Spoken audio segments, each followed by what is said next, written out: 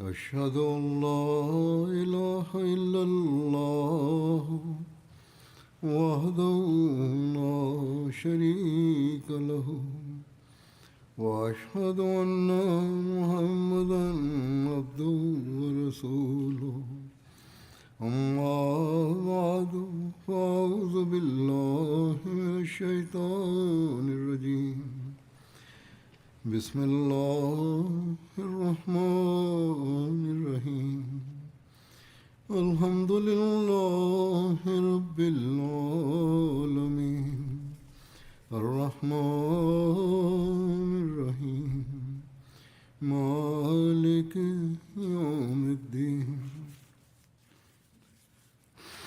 إياك نعبد وإياك نستعين اهدنا الصراط المستقيم صراط الذين أنعمت عليهم غير المغضوب عليهم ولا الضالين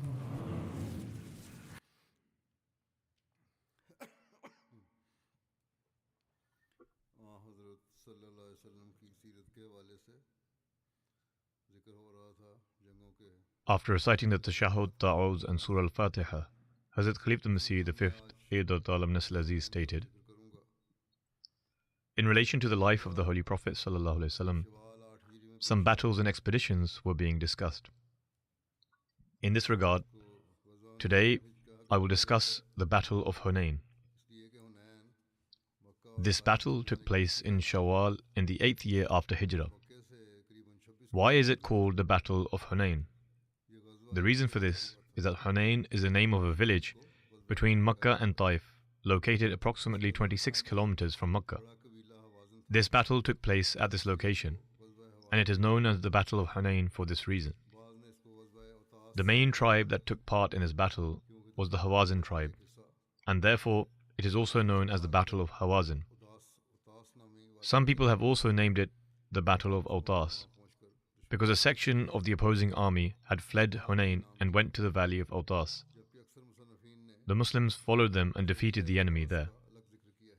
Owing to this, some people have referred to it as such.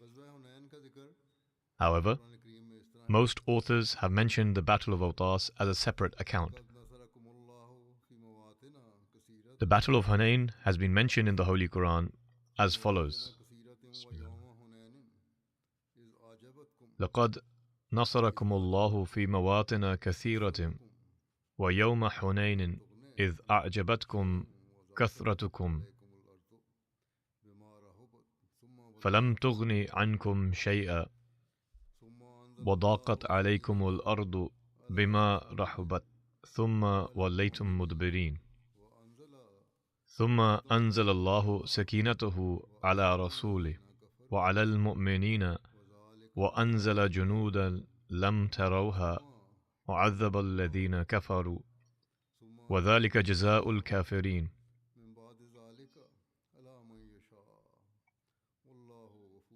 ثم يتوب الله من بعد ذلك على من يشاء والله غفور رحيم.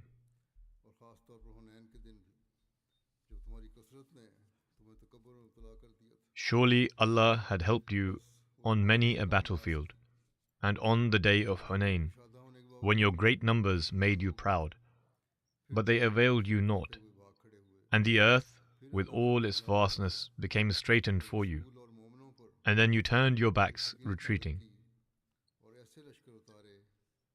Then Allah sent down His peace upon His messenger and upon the believers, and He sent down hosts which you did not see, and He punished those who disbelieved. And this is the reward of the disbelievers. Then will Allah after that turn with compassion to whomsoever He pleases, and Allah is most forgiving, merciful.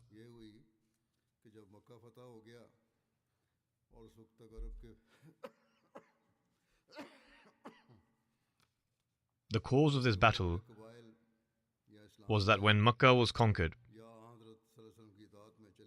most major tribes of Arabia had either entered the fold of Islam or agreed to obey the Holy Prophet ﷺ. However, the Banu Hawazin and the Banu Thaqif, who lived close to Makkah, were extremely rebellious and hostile. Not only did they reject obeying the Holy Prophet ﷺ, but their leaders gathered together and said that Muhammad ﷺ had subjugated the tribes of Arabia, including those in Makkah. They will most certainly advance towards us now. Therefore, it would be better if we attack them before they start advancing towards us. They drew this conclusion themselves, and they also said that thus far Muhammad ﷺ had only encountered inept people, and that he had not yet faced someone like us. All the combatants from the tribes of Thaqif, Nasr, and Jusham joined the Banu Hawazin. Some individuals from the tribes of Saad bin Bakr and Banu Hilal also joined. Some narrations indicate that the Banu Hawazin had, in fact, begun preparations to confront the Muslims much earlier, when they saw that Muhammad ﷺ was gradually bringing other tribes, including the Jews, under his influence. They became concerned that idol worship might come to an end, and that Muhammad ﷺ, along with his companions, would gain dominance over all. Therefore, they deemed it necessary to block his path and began preparations. Under the leadership of Urwa bin Mas'ud, they sent a delegation to the city of Jerash, located in present-day Jordan, to procure weapons and military equipment. How did the news of the Banu Hawazin's preparations reach the Holy Prophet? When he set out from Medina with the intention of conquering Makkah, he dispatched an advance unit to march ahead of the army. This advance unit captured a man from the Hawazin, who was a spy sent by the Hawazin to gather information about the Muslims.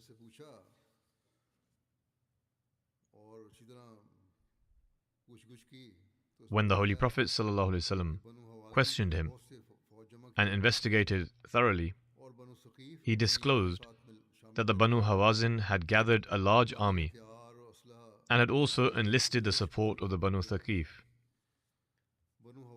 They had sent a delegation to Jerash to acquire heavy arms and weaponry.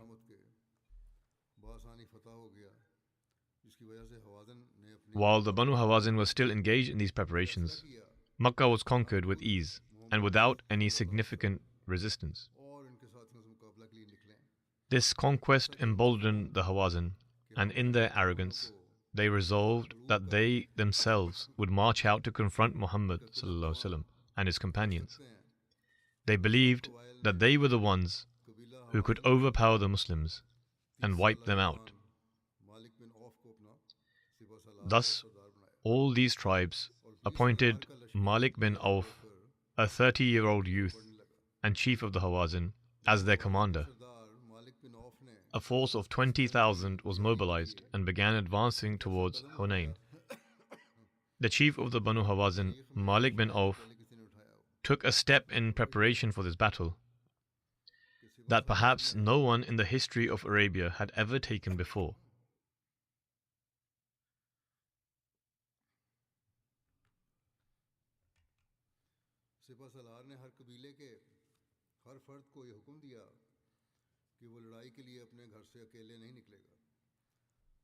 The commander ordered that not a single man from any tribe should go out to fight alone.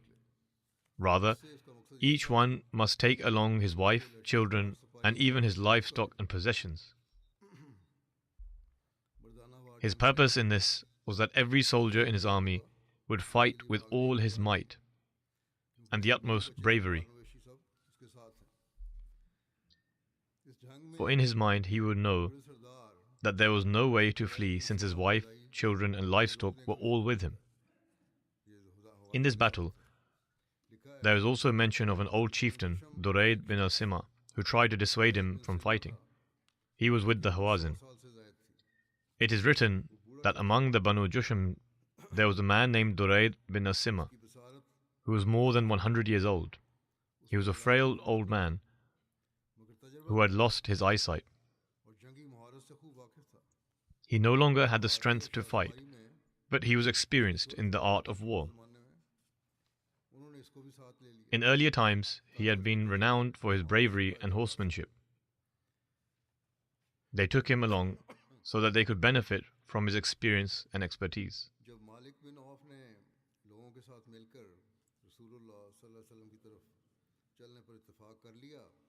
When Malik bin Auf agreed with the people to march against the Holy Prophet ﷺ, the people brought their wealth, their women and their children until they reached the valley of Autas, where they encamped.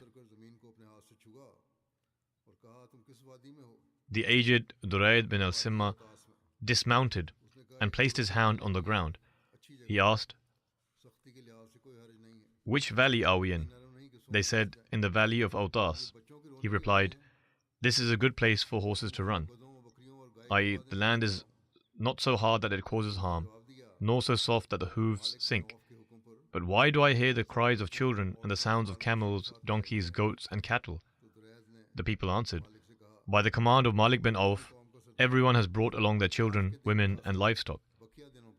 Durayd then said to Malik, "You are the chief of your people. The outcome of this day will leave its mark on the days to come.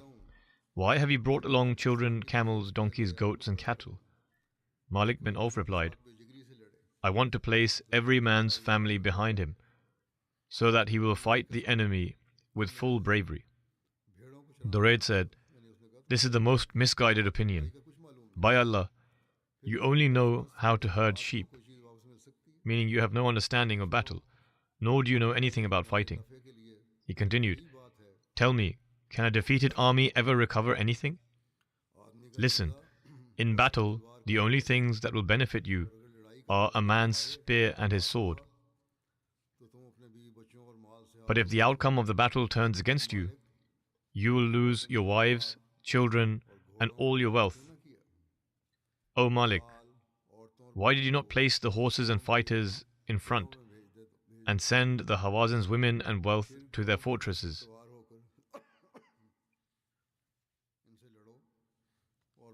Then ride your horses and fight while the infantry supports them from within the lines. If victory comes your way, then your families and wealth will return to you. And if you fail, at least you will be able to go back to them."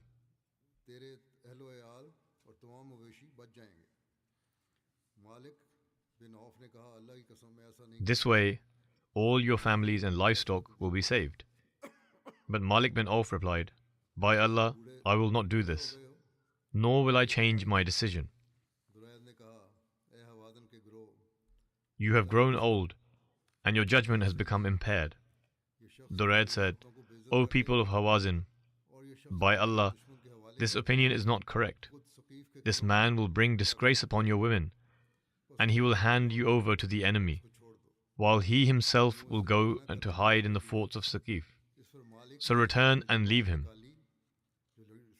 In this way, he advised them not to fight. At this, Malik, who had been appointed as the commander, drew his sword and said, "O people of Hawazin, by Allah, you must obey me. Otherwise, I will place the full weight of this sword upon myself and drive it through my chest, meaning I will take my own life."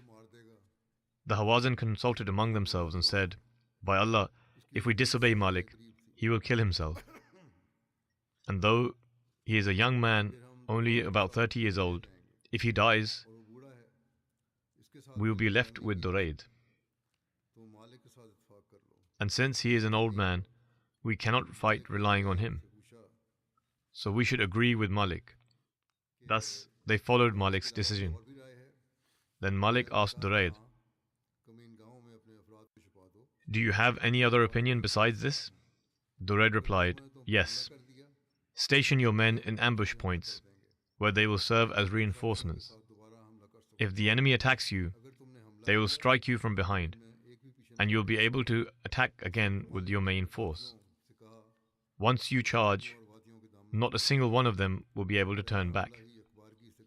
At this, Malik ordered his men to conceal themselves in the ravines and at the foothills of the valley, and said, "Launch the very first strike in one overwhelming attack, so that you can defeat the Muslim army." The Holy Prophet ﷺ also received news of the preparations of the Banu Hawazin. The details, some of which have been mentioned previously, are as follows. The Messenger of Allah ﷺ had already been informed of some reports, and news of these events had reached Makkah. So the Holy Prophet ﷺ had sent Hazrat Abdullah bin Abu Hadrat Aslami to gather intelligence about the army of the Hawazin tribes. Earlier, a spy had reported that only weapons were being collected. Now that the preparations were complete, the Holy Prophet once again sent one of his men, Hazrat Abdullah bin Abu Hadrat Aslami, to bring back information. He infiltrated the army of Hawazin, moved among them, and gathered all kinds of intelligence. He stayed among them for 1 or 2 days, until he even heard Malik himself speaking. In order to raise the morale of his men, Malik was saying, "Never before has Muhammad ﷺ fought against a people who are skilled in the art of war. He has only fought against the youths of those tribes who had no knowledge of battle, and thus he prevailed over them. In the morning, arrange your livestock and your women in rows behind you. Then attack all at once, and break the sheaths for your swords, and fight with 20,000 unsheathed swords, and strike all together as though you are a single person. Know that victory is achieved by the one who strikes first." Then Abdullah bin Abu Hadrat went to the Holy Prophet ﷺ and informed him of everything. The Holy Prophet ﷺ had no choice but to prepare for battle. Before departing from Makkah to face the Banu Hawazin, the Holy Prophet ﷺ took stock and found that the Muslim army had very limited resources for battle as compared to the expected scale of the war. To make up for this shortage, the Holy Prophet approached Safwan bin Umayyah, a wealthy chieftain of Makkah who was still an idolater at the time, and asked him for some weaponry as a loan. Safwan asked the Holy Prophet ﷺ if he wished to borrow his wealth or usurp it. The Holy Prophet said, "No, we are only seeking to borrow it, and I assure that it will be returned." Upon this, Safwan agreed and gave 100 chainmail, which came with helmets and shields. According to some narrations, Safwan also provided camels to transport the weaponry. After the battle, when the chainmail was being collected in order to return them to Safwan, there were a few that were missing. Since the Holy Prophet had guaranteed that the chainmail would be returned, he told Safwan that he would pay him their equivalent price. However, this Safwan was no longer the same Safwan from the time when he gave this chainmail. Safwan was present at the Battle of Hunain, even though he was an idolater at the time, and after the Battle of Hunain he accepted Islam. He did participate in the battle despite being an idolater, and after the battle he accepted Islam. Hence, when the Holy Prophet ﷺ offered to pay the price of the chainmail, Safwan said, "La ya Rasulullah, لأن في قلب اليوم ما لم يكن يومئذ." No, O Messenger of Allah ﷺ, because the state of my heart today is not the same as it was on that day. Thus he refused to take any amount. Similarly, the Holy Prophet ﷺ also borrowed 3,000 spears from his cousin Nawfal bin Harith and said, "I see your spears piercing the backs of the enemy." This statement of the Holy Prophet foretold that the enemy would be defeated and would flee, incurring a heavy loss of life. Similarly, the Holy Prophet borrowed some weapons from Ibn Abi Rabi'ah. This glimpse into the Holy Prophet's esteemed morals is noteworthy. The Holy Prophet ﷺ had achieved victory over Makkah, and his people were now conquered. According to the rules and traditions of war, the victor controlled the wealth of the defeated. However, in this instance, where weaponry was needed for a battle, every single weapon was obtained as a loan with the promise that the same number of weapons which were borrowed would be returned. The Holy Prophet also took a loan of about 30 to 40,000 dirhams from Abdullah bin Abi Rabi'a, the stepbrother of Abu Jahl. It is narrated that he accepted Islam on the day of the conquest of Makkah. According to another narration, the Holy Prophet took a loan from 3 people from the Quraysh: 50,000 dirhams from Safwan bin Umayyah, 40,000 dirhams from Abdullah bin Abi Rabi'a, and 40,000 dirhams from Huwaytib bin Abdul Uzza. This totaled 130,000 dirhams. According to some narrations, the Holy Prophet ﷺ took these loans on the occasion of the conquest of Makkah to help those companions who were in need, and distributed it among them. Every person was given approximately 50 dirhams. According to another narration, this amount was taken as a loan in order to pay the blood money of those who were killed from the Banu Jazima.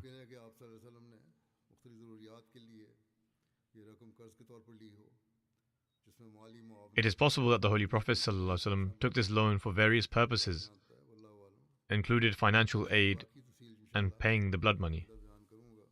And Allah knows best. I will mention the remaining details in future, God willing. After the Friday prayer, I will lead 2 funeral prayers in absentia. One is of respected Khwaja Mukhtar Ahmed Bhatt Sahib, son of Khwaja Abdur Rahman Sahib of Sialkot. He recently passed away at the age of 92. Verily to Allah we belong, and to Him shall we return. He was born in Sialkot. He studied law and then joined the Air Force and obtained his training from Risalpur.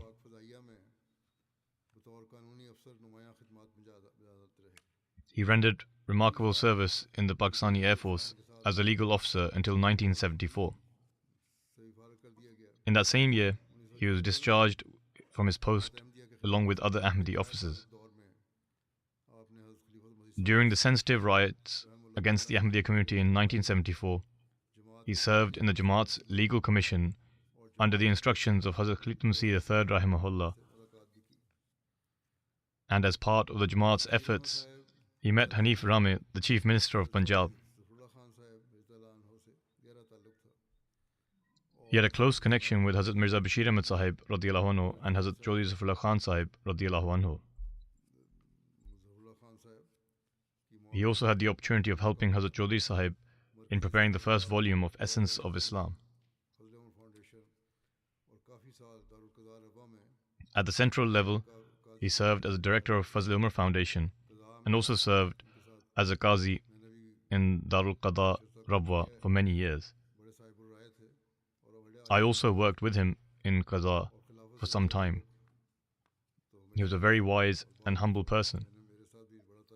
He always had a connection with Khilafat, and later he also maintained a close connection with me as well.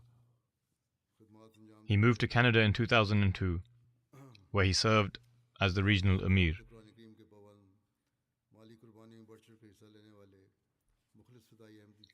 He was regular in offering the prayers and reciting the Holy Quran.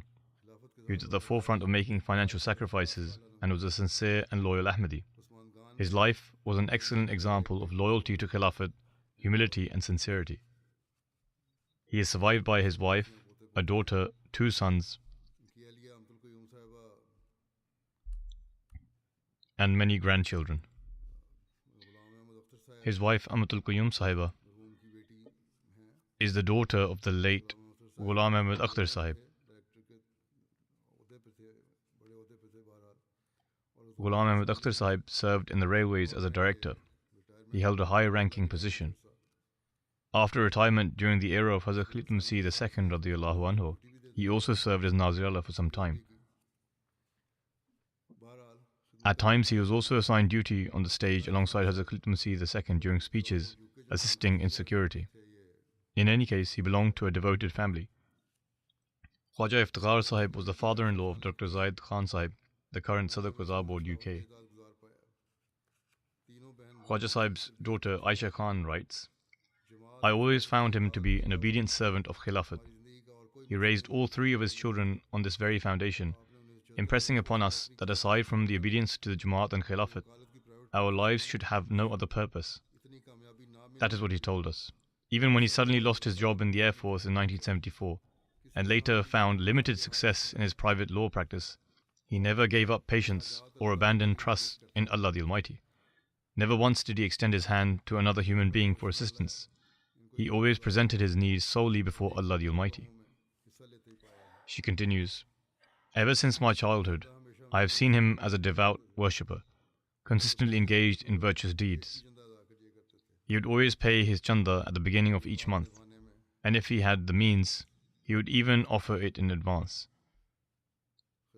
He went above and beyond in maintaining relationships. His loyalty to Khilafat, as I mentioned, was exceptional.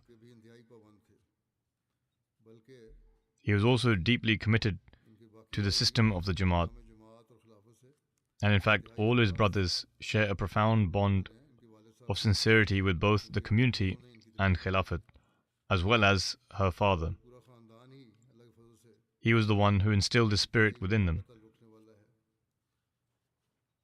By Allah's grace, the entire family has a deep bond of loyalty.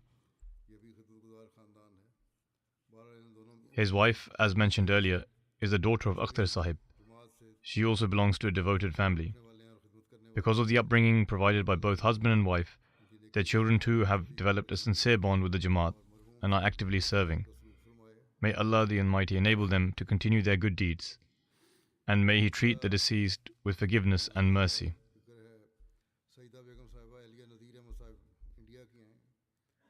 The second funeral prayer is of Sayyida Begum Sahiba, wife of Nazir Ahmad Sahib of India, who passed away in recent days at the age of 75. Verily to Allah we belong and to Him shall we return. By the grace of Allah the Almighty, she was a Musia. She is survived by her husband, 3 daughters and 4 sons. She was the mother of Tahir Ahmed Tariq Sahib, Naib Nazir Islah Urshad in Qadian. He had come to the UK as a representative, and while he was here, his mother passed away back home. As a result, he was unable to attend her funeral. He also belongs to a devoted household. Tahir Sahib's younger brother, Shabir Ahmed Sahib, is also a Muallim of the Jamaat.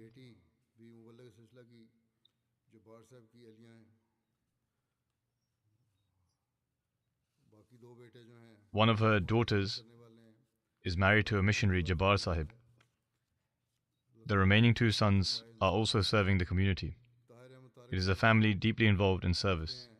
May Allah the Almighty treat her with forgiveness and mercy. Tahir Ahmed Tariq Sahib writes, for the past 25 years, she suffered from breathing difficulties, but she endured her illness with immense patience and dignity. She never uttered a word of complaint. Her family hailed from Charkot Rajuri, Jammu Kashmir. Ahmediyat entered the family through Hazrat Qazi Muhammad Akbar Bhatti Sahib, a companion of the Prophet ﷺ, and thereafter is spread throughout the family. She was a deeply religious woman, devoted to prayer and fasting. Though only modestly educated, in our childhood, every evening she would recite Quranic prayers, poems of the Prophet ﷺ, ahadith, and stories of the prophets. She had a refined personality, and she was very sociable, always dealing with her relatives and loved ones with affection and compassion. She had great love for Khilafat and the administrative system of the Jamaat. She voluntarily dedicated our lives and constantly reminded us to uphold the responsibilities of our devotion.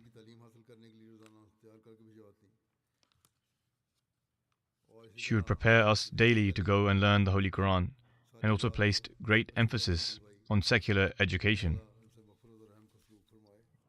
She ensured all her children received a proper education.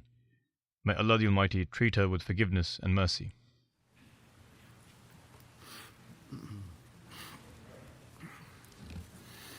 Alhamdulillah, alhamdulillah, nahmaduhu wa nasta'inuhu wa nastaghfiruh wa nu'minu bihi wa natawakkalu alayh wa na'udhu billahi min shururi anfusina wa min sayyiati a'malina.